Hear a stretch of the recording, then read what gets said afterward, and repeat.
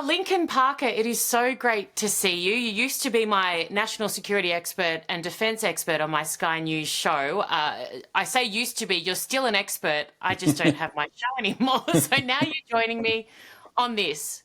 It, Welcome. oh, thanks, Erin. It's so good to see you. And I think you're reaching about 100, maybe 1,000 times more people now that you're on X and YouTube than when you were at your former job at Sky News. So, and it's so good to see because you're standing up for so many people and you're bringing so many issues to people like me. And we just don't see them often enough on the mainstream media. So well done.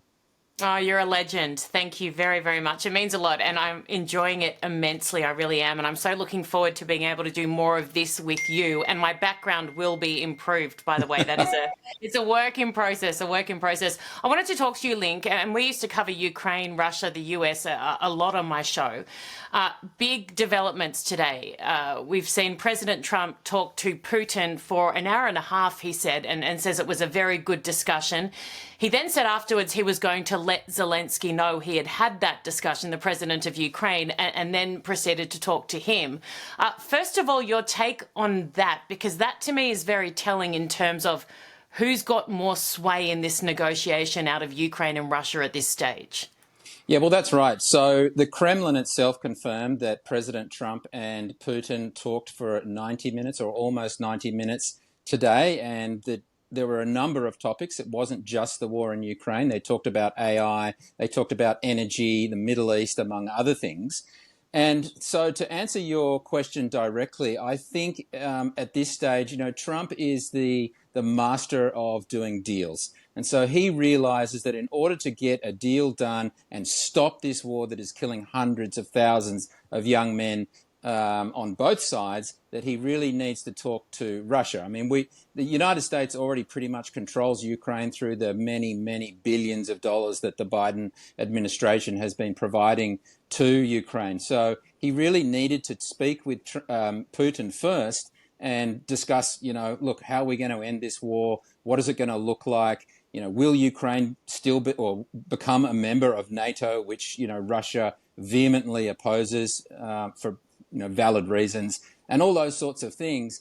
And so, yeah, I think in this case, Trump knew that he had to speak with Putin first, and that's what he did. Yeah, you're exactly right, because as you said, billions and billions of dollars. And you and I sometimes disagree on the validity of doing that and whether that was the right thing when it comes to supporting Ukraine to this extent during this war. But I look at the point you make, which is he knows where Ukraine stands. He knows what Ukraine wants. He knows exactly what they want to occur to complete and finish this war, and what they're willing to compromise on and what they're not. Putin was the unknown prior to this conversation. So interesting that Pete Hegseth, the new defence sec, has said at a NATO meeting essentially that the likelihood is zero of Ukraine joining NATO. Is that a sucker punch for Ukraine at this point, or do you think this is all part of a negotiation that they're using the public, they're using the media, they're using everything to essentially get to where they need to be to get Putin across the line? Or do you think that's actually their position?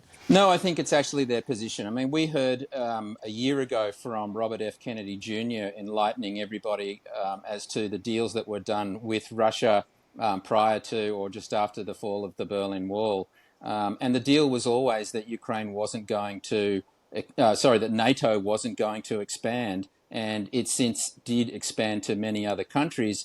And it's always been a red line for Russia that Ukraine cannot join NATO. So without that assurance, Putin will not withdraw. And the reason is because obviously Ukraine borders Russia. And if you're a historian, you just have to look at the invasions that have occurred into Russia. A lot of them, or most of them, if not all of them, have come through Ukrainian territory. So, as the president of a country, you have to look after your national security first and foremost. And, as I said, it is a red line. He is not going to back down from that position. And I don't think it's a big deal in a sense if Ukraine doesn't become a member of NATO, as long as there are assurances from the United States that, they will be protected. And we're now learning that in the conversation that President Trump had with Zelensky is that he is negotiating those assurances.